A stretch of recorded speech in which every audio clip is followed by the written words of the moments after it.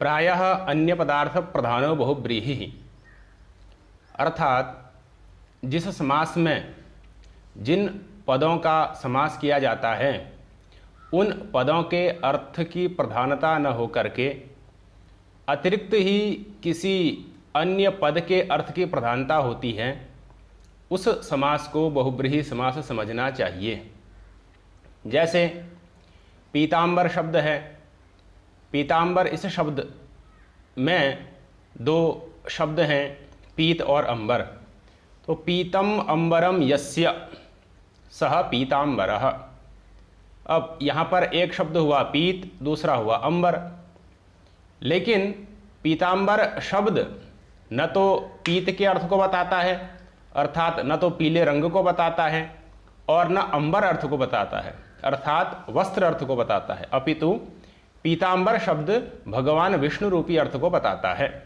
तो पीतांबर शब्द में जिन पदों का समास किया गया, पीत और अंबर, इन दो पदों का, उन पदों के अर्थ की प्रधानता नहीं है, अपितु एक भिन्न ही पद के अर्थ की प्रधानता है, वह है भगवान विष्णु रूपी अर्थ, उसका बोधक पद है पीतांबर। तो पीतांबर शब्द बहुब्रीहि समास युक्त है, इसीलिए लक्षण किया गया है प्रायः अन्य पदार्थ प्रधानो बहुब्रीहि। प्रायः पद देना इसलिए आवश्यक है कि द्वित्राह इत्यादि लक्षणों का भी संग्रह हो जाए। अगर बहुब्रीहि समास का लक्षण करेंगे अन्य पदार्थ प्रधानो बहुब्रीहि, तब तो अर्थ बनेगा अन्य पद के अर्थ की जहां प्रधानता होती है वह बहुब्रीहि समास होता है। किंतु द्वित्राह यह जो प्रयोग है यह है तो बहुब्रीहि समास का, लेकिन इसमें अन्य पद के अर्थ की प्रधानता नहीं है, अपितु द्वि और त्रि इन दोनों ही पदों के अर्थ की प्रधानता है, उभय पदार्थ की प्रधानता है। इसका संग्रह अन्य पदार्थ प्रधानो बहुब्रीहि इस लक्षण से नहीं हो पाएगा, इसीलिए लक्षण में प्रायः पद देना आवश्यक हो जाता है। प्रायः पद देने से यह अर्थ बनता है कि जिस समास में प्रायः अन्य पद के अर्थ की प्रधानता होती है, कहीं कहीं अन्य पद के अर्थ की प्रधानता न भी हो तो भी वह समास बहुब्रीहि समास कहलाता है। इसीलिए द्वित्राह यहाँ पर अन्य पद के अर्थ की प्रधानता न होते हुए भी यह भी बहुब्रीहि समास का उदाहरण बन जाता है। यदि बहुब्रीहि समास का निर्दुष्ट लक्षण कहना हो तो शेषो बहुब्रीहि इत्यधिकार पठितत्वम बहुब्रीहित्वम, इस प्रकार से लक्षण करना चाहिए, अर्थात शेषो बहुब्रीहि, इस सूत्र के अधिकार में जो भी सूत्र आगे आकर के समास करेंगे उन सूत्रों के द्वारा जो भी समस्त पद निष्पन्न होंगे वो समस्त पद बहुब्रीहि समास युक्त जानने चाहिए, यह इसका तात्पर्य होता है। तो प्रायः अन्य पदार्थ प्रधानो बहुब्रीहि यह बहुब्रीहि समास का सामान्य लक्षण हुआ, और शेषो बहुब्रीहि इत्यधिकार पठितत्वम बहुब्रीहित्वम, शेषो बहुब्रीहि इसके अधिकार में पठित जो भी सूत्र समास करेंगे वह सब बहुब्रीहि समास से जाने जाएंगे, यह इसका विशेष लक्षण होता है। अब इस बहुब्रीहि समास के अनेक अवान्तर भेद होते हैं, जैसे समानाधिकरण बहुब्रीहि समास, व्यधिकरण बहुब्रीहि समास, तुल्य योग बहुब्रीहि समास हैं, और इत्यादि भेदों का विवेचन पाठों के माध्यम से किया जाएगा। उनमें सबसे प्रथम जो बहुब्रीहि समास होता है वह होता है समानाधिकरण बहुब्रीहि समास। समानाधिकरण बहुब्रीहि समास का क्या तात्पर्य है? समानाधिकरण बहुब्रीहि समास का तात्पर्य होता है ऐसा बहुब्रीहि समास जिसमें दोनों ही पदों में समान विभक्ति लगी हो। अधिकरण शब्द का तात्पर्य है विभक्ति, तो समान विभक्ति वाला जो बहुब्रीहि समास होगा उसको समानाधिकरण बहुब्रीहि समास कहते हैं। अब इस समानाधिकरण बहुब्रीहि समास के भी अनेक अवान्तर भेद होते हैं, जैसे द्वितीयार्थ समानाधिकरण बहुब्रीहि समास, तृतीयार्थ समानाधिकरण बहुब्रीहि समास, चतुर्थ्यर्थ समानाधिकरण बहुब्रीहि समास, पंचम्यर्थ समानाधिकरण बहुब्रीहि समास, षष्ठ्यर्थ समानाधिकरण बहुब्रीहि समास एवं सप्तम्यर्थ समानाधिकरण बहुब्रीहि समास। इसमें द्वितीयार्थ समानाधिकरण बहुब्रीहि समास का उदाहरण है प्राप्तोदको ग्रामः। प्राप्तम उदकम यम ग्रामम सह ग्रामः प्राप्तोदको ग्रामः। अब इसमें दोनों पद प्रथमांत हैं, प्राप्तम भी प्रथमांत है, उदकम भी प्रथमांत है, दोनों समानाधिकरण हो गए, और इसमें यम, यह जो द्वितीयांत है, इसका जो अर्थ है ग्राम, उसके अर्थ की प्रधानता है, तो यह द्वितीयार्थ समानाधिकरण बहुब्रीहि समास हुआ। अब चूंकि जो द्वितीयांत का अर्थ है ग्राम, वह समास के द्वारा उक्त है, इसलिए उसमें प्रथमा विभक्ति हो जाती है। इस प्रकार से प्राप्तोदको ग्रामः, यह द्वितीयार्थ समानाधिकरण बहुब्रीहि समास का उदाहरण बनता है। इसी प्रकार से तृतीयार्थ समानाधिकरण बहुब्रीहि समास का उदाहरण है ऊढ़ रथः अनड्वान। अनड्वान शब्द का अर्थ होता है बैल। ऊढ़ः रथः येन अनडुहा, जिस बैल के द्वारा रथ को ढोया जा चुका है। तो ऊढ़ः रथः दोनों समानाधिकरण हैं, दोनों प्रथमा विभक्ति युक्त हैं। और ये न, यह जो तृतीयांत का अर्थ है, इसका अर्थ जो बैल है उसके अर्थ की प्रधानता है, वह उक्त है, इसलिए उसमें प्रथमा हो गई है। तो ऊढ़ रथ अनड्वान, इस प्रकार से रूप बन जाता है। तो यह तृतीयार्थ समानाधिकरण बहुब्रीहि समास हुआ। इसी प्रकार से चतुर्थ्यर्थ बहुब्रीहि समानाधिकरण बहुब्रीहि समास का उदाहरण बन जाता है उपहृत पशु रुद्रः। उपहृतः पशु यस्मै रुद्राय असौ रुद्रः उपहृत पशु रुद्रः, जिस रुद्र के लिए, जिन रुद्र भगवान के लिए पशु को उपहार स्वरूप भेंट किया गया है, वह पशु, वह रुद्र भगवान कहलाते हैं उपहृत पशु रुद्रः। तो उपहृतः पशु, यह भी दो समानाधिकरण हैं, समान विभक्ति वाले हैं। और यस्मै, इस चतुर्थ्यर्थ के अर्थ के, चतुर्थ्यंत के अर्थ की प्रधानता है, इसीलिए उपहृत पशु रुद्रः, यह चतुर्थ्यंत समानाधिकरण बहुब्रीहि, चतुर्थ्यर्थ समानाधिकरण बहुब्रीहि समास हो गया। इसी प्रकार से पंचम्यर्थ समानाधिकरण बहुब्रीहि समास का उदाहरण है उद्धृत ओदना स्थाली। उद्धृतः ओदनः यस्याः, जिस स्थाली से, जिस स्थाली का तात्पर्य आज का कुकर इत्यादि लिया जा सकता है, तो जिस कुकर इत्यादि से ओदन को, भात को निकाल लिया गया है, ऐसी जो स्थाली है उसको उद्धृत ओदना स्थाली कहते हैं। तो उद्धृतः ओदन है, ये दोनों प्रथमांत हैं। और पंचम्यर्थ यस्याः के अर्थ के लिए ही यह विग्रह बनाया गया है, इसलिए यह पंचम्यर्थ समानाधिकरण बहुब्रीहि समास हो गया। और षष्ठ्यर्थ समानाधिकरण बहुब्रीहि समास अत्यंत प्रसिद्ध है, इसके बहुत उदाहरण मिल जाते हैं। पीतम अंबरम यस्य असौ पीतांबरः। पीतम अंबरम दोनों ही प्रथमांत हैं। यस्य, यह षष्ठ्यंत है, इसका अर्थ जो विष्णु इत्यादि हैं, भगवान विष्णु इत्यादि हैं, उन्हीं के अर्थ की प्रधानता है और वह समास के द्वारा उक्त है, इसलिए उसमें प्रथमा विभक्ति हो जाती है। तो पीतांबरः, यह षष्ठ्यर्थ समानाधिकरण बहुब्रीहि हो गया। वीर पुरुषको ग्रामः, वीराः पुरुषाः यस्मिन् ग्रामे सह वीर पुरुषको ग्रामः। यहाँ पर वीराः प्रथमांत है, पुरुषः भी प्रथमांत है। और सप्तम्यर्थ जो यस्मिन है, ग्रामे, ग्राम अर्थ है, उस अर्थ की प्रधानता है। सप्तम्यर्थ बहुब्रीहि समास का उदाहरण यह बनता है वीर पुरुषकाः ग्रामः। यहाँ पर शेषादिभाषा कब से कब प्रत्यय भी हो जाता है, तो वीर पुरुषकाः ग्रामः, यह सप्तम्यर्थ बहुब्रीहि समास का उदाहरण बन जाता है। तो इस प्रकार से समानाधिकरण बहुब्रीहि समास के यह अवांतर भेद होते हैं। इसके अतिरिक्त व्यधिकरण बहुब्रीहि समास भी होता है। व्यधिकरण बहुब्रीहि समास का तात्पर्य है जहां पर जिन पदों में समास किया जाएगा वह दोनों पद भिन्न भिन्न विभक्ति वाले होंगे। यह ज्ञापक साध्य समास होता है, किसी विशेष ज्ञापक के द्वारा ही यह समास माना जाता है। उसका विवेचन पाठ में आएगा। इसका उदाहरण है चक्रपाणि। चक्रम पाणौ यस्य, चक्रम पाणौ यस्य, पाणि का तात्पर्य होता है हाथ से। तो जिसके हाथ में चक्र है उसको कहते हैं चक्रपाणि। तो यहां पर चक्रम प्रथमांत है, पाणौ सप्तम्यंत है और षष्ठ्यर्थ के लिए बहुब्रीहि किया गया है। तो चक्रपाणि भगवान विष्णु का ही वाचक हो जाता है, अन्य पदार्थ भगवान विष्णु ही हैं। तो यह व्यधिकरण बहुब्रीहि समास है। यहाँ पर एक प्रथमांत है, दूसरा सप्तम्यंत है। तो चक्रपाणि इत्यादि पद व्यधिकरण बहुब्रीहि समास के उदाहरण हो जाते हैं। इसके अतिरिक्त एक भेद और है तुल्य योग बहुब्रीहि। तुल्य योग बहुब्रीहि का उदाहरण हो जाता है सपुत्रः, पुत्रेण सह आगतः।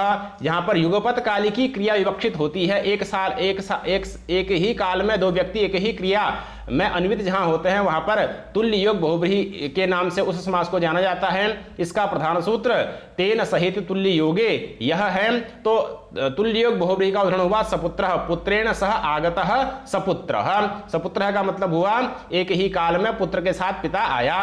तो यह तेन सहित तुल्य योगे सूत्र के द्वारा क्रियमाण तुल्य योग बहुब्रीहि समास का उदाहरण है। इसके अतिरिक्त बहुब्रीहि समास का एक भेद और है जिसको व्यतिहार बहुब्रीहि कहते हैं, जिसका विधायक सूत्र है तत्र तेने दमिति स्वरूपे, जिसके उदाहरण होते हैं मुष्टि मुष्टि, केशा, केशी इत्यादि इसके उदाहरण बनते हैं। व्यतिहार का तात्पर्य होता है क्रिया की अदला बदली से, जहां पर एक की क्रिया दूसरा करे, दूसरे की क्रिया पहला करे, तो क्रिया का विनिमय जहां पर होता है वहां पर व्यतिहार बहुब्रीहि समास माना जाता है। तत्र तेने दमित स्वरूपे इसका समाज विधायक सूत्र है। मुष्टि, मुष्टि, केशा, केशी आदि इसके उदाहरण हैं जिनका विवेचन पाठ में किया जाएगा। तो इस प्रकार से बहुब्रीहि समास के यह अवांतर भेद हुए। समानाधिकरण बहुब्रीहि समास, व्यधिकरण बहुब्रीहि समास, तुल्य योग बहुब्रीहि समास। इसके अतिरिक्त बहुब्रीहि समास के दो प्रधान और भेद होते हैं जिनको कहा जाता है तद्गुण सम्यग्ज्ञान बहुब्रीहि समास एवं अतद्गुण सम्यग्ज्ञान बहुब्रीहि समास। तद्गुण सम्यग्ज्ञान बहुब्रीहि समास एवं अतद्गुण सम्यग्ज्ञान बहुब्रीहि समास का क्या तात्पर्य है? तो इसका यह तात्पर्य है कि जहां पर जिन पदों का समास किया जाएगा उन पदों का जो अर्थ होगा उस अर्थ का अगर अन्य पद के अर्थ के साथ अन्वयी होगा तो वहां तद्गुण सम्यग्ज्ञान बहुब्रीहि समास माना जाएगा। और अगर जिन पदों का समास किया जा रहा है उन पदों के अर्थ का अन्य पद के अर्थ के साथ अन्वय नहीं होगा तो वहां पर अतद्गुण सम्यग्ज्ञान बहुब्रीहि समास माना जाता है। उदाहरण के रूप में दो उदाहरण, एक तद्गुण सम्यग्ज्ञान का देखते हैं और एक अतद्गुण सम्यग्ज्ञान का उदाहरण देखते हैं। लंबोदरम आनय, लंबोदर को लाओ। इस प्रकार से कहा गया कि लंबोदर शब्द का मतलब क्या हुआ? तो लंबोदर में दो शब्द हैं, लंब और उदर। लंब का मतलब हुआ लंबा, उदर का मतलब हुआ पेट। तो लंबोदर को लाओ इस प्रकार से जब कहा जाता है तो लंबे पेट वाले व्यक्ति को लाया जाता है। तो वहां पर जो जिन पदों का समास किया गया, लंबम उदरम यस्य, लंब और उदर, इनका जो अर्थ हुआ लंबा पेट, उस लंबे पेट का अन्वय विशेष जो व्यक्ति जिसका आनयन हो रहा है, जिसको लाया जा रहा है, उसमें होता है, अर्थात लंबे पेट सहित व्यक्ति को लाया जाता है। तो लंबोदर शब्द में तद्गुण सम्यग्ज्ञान बहुब्रीहि समास है। इसके विपरीत जहां पर जिन पदों का समास किया जा रहा है उन पदों के अर्थ का अन्वय अन्य पदार्थ के साथ नहीं होता, वहां पर अतद्गुण सम्यग्ज्ञान बहुब्रीहि समास होता है। जैसे कहा गया दृष्ट सागर को लाओ, दृष्ट सागरम आनय। तो दृष्टः सागरः येन पुरुषेण, जिस व्यक्ति के द्वारा सागर देखा गया है उस व्यक्ति को लाया जाता है। तो यहां पर जो सागर है उस सागर को नहीं लाया जाता, सागर को छोड़ करके जिस व्यक्ति ने सागर को देखा उस व्यक्ति को लाया जाता है। तो जिस सागर पद का समास किया गया था उसके अर्थ का अन्वय अन्य पदार्थ के साथ नहीं है, तो यह अतद्गुण सम्यग्ज्ञान बहुब्रीहि का उदाहरण हो गया। और प्रधान रूप से इस प्रकार से कहा जाता है कि जहां पर जिन पदों का समास किया जा रहा है उनके अर्थ का अन्य पदार्थ के साथ समवाय संबंध से अथवा संयोग संबंध से अन्वय होगा, वहां पर तद्गुण सम्यग्ज्ञान बहुब्रीहि समास समझना चाहिए। और जहां पर समवाय और संयोग संबंध से इतर स्वस्वामी भावादि संबंध से विशेष्य के साथ अन्वय होगा, अन्य पदार्थ के साथ अन्वय होगा, वहां पर अतद्गुण सम्यग्ज्ञान बहुब्रीहि समास समझना चाहिए। जिस प्रकार से लंबोदरम, यहां पर लंब और उदर ये दोनों अवयव हैं और जो व्यक्ति है वो अवयवी है और अवयव और अवयवी का समवाय संबंध होता है। तो लंबोदर शब्द में समस्यमान जो पद, उनका जो अर्थ, उनका जो विशेष्य व्यक्ति जिसका आनयन हो रहा है उसके साथ समवाय संबंध है, इसीलिए वहां पर तद्गुण सम्यग्ज्ञान बहुब्रीहि होता है। और जिस प्रकार से कहा गया दृष्ट सागरम आनय, यहां पर दृष्ट सागर जो व्यक्ति है उसका और सागर का विषय विषयी भाव संबंध है। व्यक्ति हो गया विषयी और सागर हो गया उसका विषय, तो दोनों का विषय विषयी भाव संबंध है, संयोग संबंध या समवाय संबंध नहीं है। इसलिए दृष्ट सागर पद में अतद्गुण सम्यग्ज्ञान बहुब्रीहि हो जाता है। इसी प्रकार से चित्रगु शब्द है, चित्राः गावः यस्य पुरुषस्य, चितकबरी गाय वाला पुरुष। तो यहां पर दोनों में चितकबरी गाय में और पुरुष में स्वस्वामी भाव संबंध है। स्व हो गया चितकबरी गाय, स्वामी हो गया वह पुरुष। तो चित्रगु का जो अर्थ है, चित्रः गावः, इनका जो अर्थ है उसका और जो व्यक्ति है उसके साथ स्वस्वामी भाव संबंध है, इसलिए यहां पर अतद्गुण सम्यग्ज्ञान बहुब्रीहि समास होता है। तो समवाय संबंध जहां पर होगा या संयोग संबंध जहां पर होगा, समस्यमान पदों के अर्थ का अन्य पदार्थ के साथ, वहां पर तद्गुण सम्यग्ज्ञान बहुब्रीहि होगा। और जहां पर समवाय या संयोग से इतर स्वस्वामी भावादि संबंध होगा, विषय विषयी भावादि संबंध होगा, वहां पर अतद्गुण सम्यग्ज्ञान बहुब्रीहि होगा। समवाय संबंध का उदाहरण हो गया लंबोदरः और संयोग संबंध का उदाहरण पीतांबरः इत्यादि पद हो जाते हैं। पीतम अंबरम यस्य, तो जो पीले वस्त्र हैं उनका जो भगवान विष्णु है उनके साथ संयोग संबंध है, इसलिए पीतांबर इत्यादि शब्द भी तद्गुण संविज्ञान के उदाहरण हैं। यह नियम भी प्रायिक है, सर्वत्र ऐसा नहीं भी होता, इसका अपवाद भी मिलता है, लेकिन प्रायः जहां पर समस्यमान पदों के अर्थ का अन्य पदार्थ के साथ संयोग या समवाय संबंध होगा वहां पर तद्गुण संविज्ञान बहुब्रीहि, और जहां पर इनसे इतर स्वस्वयं भावादि संबंध होगा वहां पर अतद्गुण संविज्ञान बहुब्रीहि। इस प्रकार से समझना चाहिए। यह इसका स्थूल परिचय हुआ। महाभाष्यकार ने भी भवति बहुब्रीहौ तद्गुण संविज्ञानम अपि इस प्रकार से कहा, तो यहां पर महाभाष्यकार ने स्वयं तद्गुण संविज्ञान बहुब्रीहि की सत्ता को स्वीकार किया है। भवति बहुब्रीहौ तद्गुण संविज्ञानम अपि, अपि कहा गया, अपि के द्वारा अतद्गुण संविज्ञान का भी परामर्श हो जाता है। इससे महाभाष्यकार की भी सम्मति इस पक्ष में हो जाती है कि बहुब्रीहि के दो भेद होते हैं, तद्गुण संविज्ञान बहुब्रीहि एवं अतद्गुण संविज्ञान बहुब्रीहि। आचार्य पाणिनि जी ने तो साक्षात हलि सर्वेशाम यह सूत्र पढ़ करके इसमें सर्वेशाम ऐसे पद का उच्चारण कर करके तद्गुण संविज्ञान बहुब्रीहि का ज्ञापन किया है, निर्देश दिया है। यदि सर्व शब्द की सर्वनाम संज्ञा नहीं होगी तो सर्वेशाम यह रूप नहीं बन सकता, क्योंकि सर्वनाम संज्ञा को ही सुडागम होता है। जब तक सर्व शब्द की सर्वनाम संज्ञा नहीं होगी तब तक उसको सुडागम नहीं हो सकता। जब तक सुडागम नहीं होगा तब तक सर्वेशाम ऐसा प्रयोग नहीं बन सकता। और सर्व शब्द की सर्वनाम संज्ञा होगी कब? जब सर्वादिगण में उसका पाठ माना जाएगा, और सर्वादिगण में पाठ मानेंगे तो सबसे पहला शब्द तो सर्व ही है। अब सर्वादि पद में अगर तद्गुण संविज्ञान बहुब्रीहि न माना जाए, सर्व आदि अवयव यस्य समुदायस्य असौ समुदायः सर्वादि इस प्रकार का तद्गुण संविज्ञान बहुब्रीहि समास न माना जाए तो सर्व शब्द का फिर सर्वादिगण में संग्रह नहीं हो पाएगा, और सर्व शब्द का अगर सर्वादिगण में संग्रह नहीं हो पाएगा तो उसकी सर्वनाम संज्ञा नहीं हो पाएगी। सर्वनाम संज्ञा नहीं होगी तो सुट नहीं होगा, सर्वेशाम प्रयोग नहीं बनेगा, सर्वाणाम ऐसा अनिष्ट प्रयोग बनने लगेगा। किंतु आचार्य पाणिनि जी ने स्वयं सर्वेशाम प्रयोग किया है। इससे ज्ञापित होता है कि सर्व शब्द की भी सर्वनाम संज्ञा होती है, अर्थात उसका भी सर्वादिगण में पाठ माना जाता है। यह कब होगा?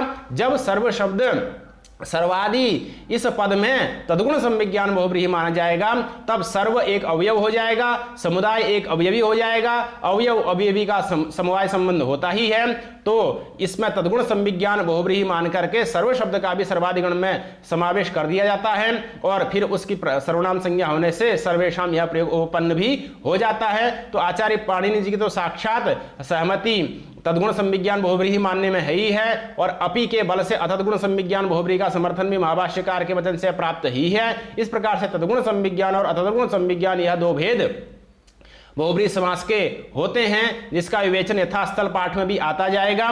इसके अतिरिक्त बहुब्रीहि यह शब्द भी बहुब्रीहि समास युक्त है। बहवः ब्रीहयः यस्य पुरुषस्य असौ पुरुषः बहुब्रीहि हैं, बहुत ब्रीहि वाला, ब्रीहि अर्थात धान्य वाला। ब्रीहि शब्द को अगर हम संपत्ति का उपलक्षण बना लें तो बहुत संपत्ति वाला जो पुरुष होता है उसको बहुब्रीहि कह सकते हैं। तो बहुब्रीहि शब्द भी अपना परिचय स्वयं दे रहा है। बहवः ब्रीहयः यस्य पुरुषस्य असौ पुरुषः बहुब्रीहि, तो बहुब्रीहि शब्द का मतलब होता है बहुत संपत्ति वाला पुरुष। यद्यपि यदि बहुब्रीहि शब्द में बहुब्रीहि समास कर देंगे तो समास अर्थ का लाभ नहीं हो पाएगा। बहुब्रीहि तो एक समास का बोधक है, बहुब्रीहि से बहुब्रीहि समास को लिया जाता है, और अगर उसमें बहुब्रीहि समास मान लेंगे तो पुरुष का बोधक हो जाएगा, समास का बोधक नहीं हो पाएगा। तो समास अर्थ में जब बहुब्रीहि शब्द का प्रयोग करना हो तब उसको रूढ़ समझना चाहिए। तो रूढ़ समझ करके बहुब्रीहि शब्द बहुब्रीहि समास का बोधक हो जाता है, और यदि उसमें समास करना चाहें तो बहुब्रीहि शब्द भी अपना परिचय स्वयं प्रदान कर ही रहा है। बहुब्रीहि का मतलब हो जाता है बहुत